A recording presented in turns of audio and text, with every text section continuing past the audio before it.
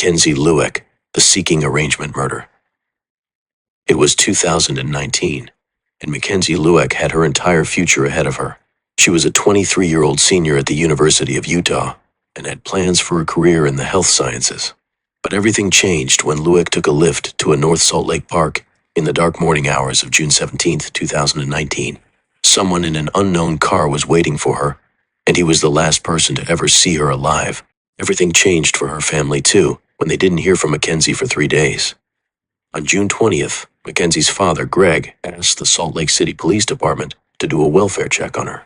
Her parents' last contact with her was a routine text message sent on June 17th to tell them that she had arrived safely at the Salt Lake City airport after traveling back from El Segundo, California, for her grandmother's funeral. When the police arrived at Mackenzie's house to check on her car in the driveway, but no sign of Mackenzie. Something didn't seem quite right about the situation, so homicide detectives were notified, and what these detectives discovered wasn't a missing person, but a victim of a premeditated kidnapping and murder, facilitated by the website Seeking Arrangement. Mackenzie was using Seeking Arrangement, a website devoted to helping wealthy older men, or sugar daddies, connect with younger female to sugar babies, and pay them for dates and sex. She also had profiles on the dating apps Tinder and Call Her Daddy while she was attending the University of Utah in Salt Lake City. She grew up in El Segundo, California, in a Mormon family with 4 children, and spread her wings by moving to Utah to attend the University of Utah in 2014, becoming a sorority sister and majoring in kinesiology and pre-nursing and minoring in health investigation into the disappearance of Mackenzie after searching for Mackenzie at her home and finding her nowhere. Police learned she had taken a Lyft to Hatch Park in the early morning hours on June 17 after flying back to Salt Lake City from California. The Lyft driver revealed that Mackenzie got into another car with someone she appeared to know at the park around 3 a.m. This late-night rendezvous was the last time anyone saw her. The police investigated the Lyft driver but eliminated him as a suspect based on his driving records. Their next big break in the case occurred when Rob Joseph, a private investigator and ex-police officer, came forward with key information. Joseph had met Mackenzie at a bar 3 weeks earlier, and she shared a secret with him. She was on Seeking Arrangement. He found her profile on the site after he learned she was missing and sent a screenshot to the police.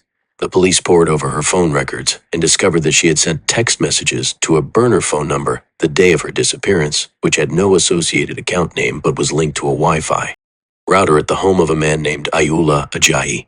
During questioning at his home on June 24, Ajayi claimed that he rented out rooms through Airbnb and that the phone number could have been linked to any of his guests, Ayula. Ajayi was a 32-year-old information technology worker who had served a brief stint in the Army National Guard.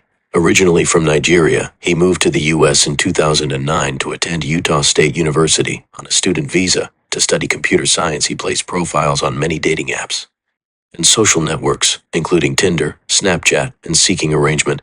Even though he had been married since 2011 to Tanisha Jenkins Ajayi, he also joined a singles ward of the Mormon Church, despite being married at the time.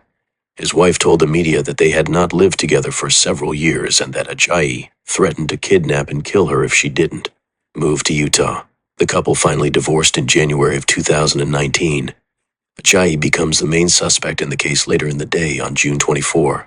Ajayi returned to the police department on his own to provide new information. It had slipped his mind that he had texted Mackenzie, and he figured that maybe she had contacted him because he had a Seeking Arrangement profile. He didn't know her, though. He claimed this was the beginning of the end for Ajayi as he unknowingly triggered the investigation into his phone records, setting them on the path to his eventual arrest by giving the police his real cell phone number.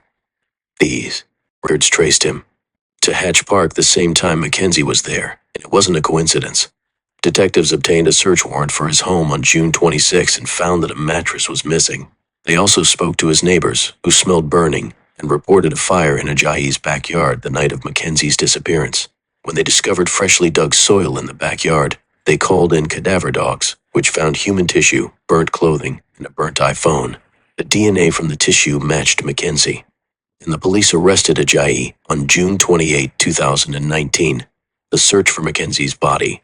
Even though detectives located evidence of Mackenzie's murder on Ajayi's property, they still lacked a body, and Ajayi wouldn't share the location. His cell phone records assisted investigators again, this time tracking the phone's pings to Logan Canyon, located about 100 miles north of Salt Lake, where they found her burned body with her arms bound behind her. Ajayi had reburied the body after the police came to. First questioned him about the Wi-Fi. Afterwards, he dug up her body from his backyard and moved it to the canyon on June 25. A subsequent autopsy showed that Mackenzie had died from blunt force trauma to the head. Ajayi finally admitted that he had planned to kill her and detailed the events that led to her death. He revealed that at his home on June 17th, where he had already disabled the video surveillance system, he tied her up and choked her, then strangled her with a belt. While his motive. Police also found video of Ajayi buying a gas can at a grocery store the morning Mackenzie disappeared, as well as video of him filling it up.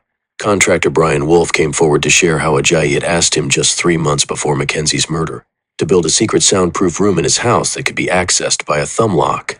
When Ajayi asked him about mounting hooks on the wall, he turned down the job.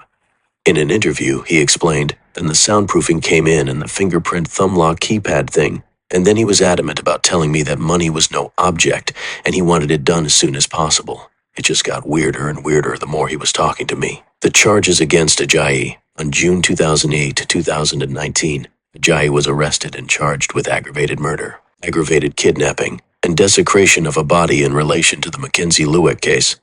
He was also charged with the sexual assault of another woman he had met on a religious dating app in 2018, as well as possession of child pornography, which investigators found on his computer. On October 7, 2020, he pled guilty to aggravated murder, desecration of a body, and the 2018 sexual assault in order to avoid the death penalty, and prosecutors dropped the aggravated kidnapping and child pornography charges as part of the plea agreement.